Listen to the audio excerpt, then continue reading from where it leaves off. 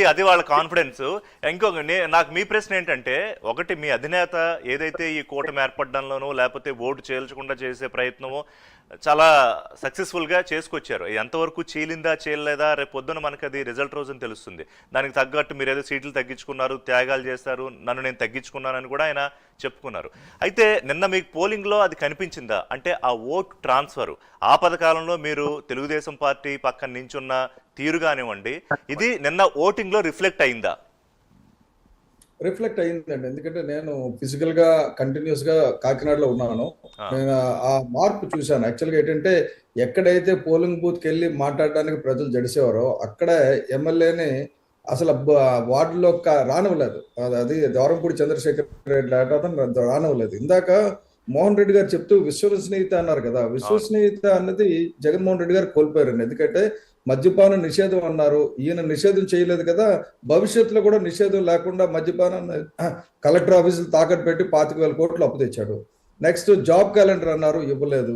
ఇసుక ఉచితం అన్నారు, ఇవ్వలేదు. సిపిఎస్ రద్దు చేస్తానన్నారు, చేయలేదు. భవన నిర్మాణ రంగం కుదేలైపోయి వాళ్ళందరూ కూడా రోడ్ల మీద పడ్డారు. దీనికి తోడు పవన్ కళ్యాణ్ గారు వ్యతిరేక ఓటు చేయలేకుండా కరెక్ట్ గా అందరినీ కలిపి బాండింగ్ చేసి ఉంచారు. సొంతంగా నష్టపోయిన అంటే సమాజం గురించి త్యాగం చేయడం అంటారు కదా, అది. ఎందుకంటే ఇంకొకటి ఏమంటే వీళ్ళు భయం ఎక్కడ మొదలయ్యిందని చెప్పొచ్చు అంటే, ఋషి గారు పేరు పవన్ కళ్యాణ్, అది కూడా పవన్ కళ్యాణ్ అక్కడ పిఠాపురంలో ఎంపీగా తంగెళ్ళ ఉదయ శ్రీనివాస్ మా దగ్గర ఉంటే తంగెళ్ళ శ్రీనివాస్.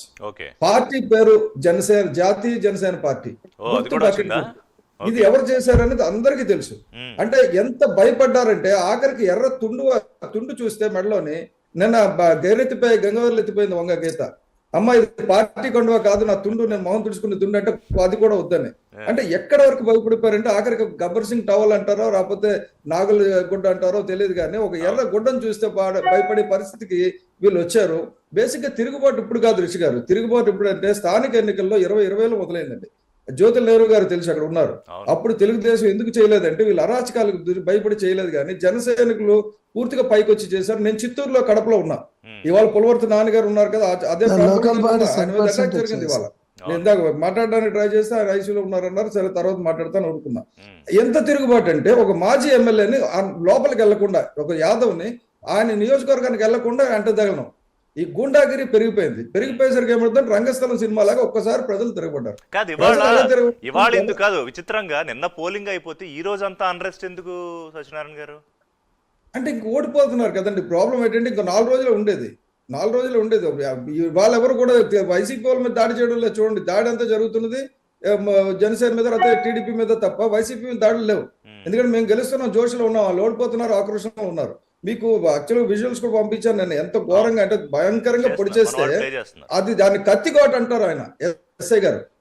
ఆ ఎస్ఐ నబీ అన్నతను ప్రతిపాడులో నేను డైరెక్ట్ గా ఎన్నికల అధికారికి తీసుకెళ్లి చూపించాను. చూపిస్తే హత్య 307 కింద పెట్టండి అన్నారు, అటెంప్ట్ మర్డర్ అని. అటువంటిది ఆయన ఏం చేశారంటే లేదు కత్తి ఘాటు కూడా కాదు, సింపుల్ ఇంజరీ మేజర్ సర్జరీ. అంటే హాస్పిటల్ అయినా తప్పై ఉండాలి, ఇదైనా తప్పై ఉండాలి. ఎంత ఘోరంగా చేశారంటే వీళ్ళు భయపడి కొన్ని అఘాయిత్యాలు చేస్తున్నారండి. కానీ కొద్ది రోజులు మరి ప్రజలు కూడా ఓపికతో ఉండాలా. నేను జనసేన పార్టీ శ్రేణులు కూడా, మీరు ఇందాక చెప్పారు నాయకులు పిలుపు ఇవ్వాలని, నేను జనసేన పార్టీ శ్రేణులకి డెఫినెట్ గా చెప్తాను.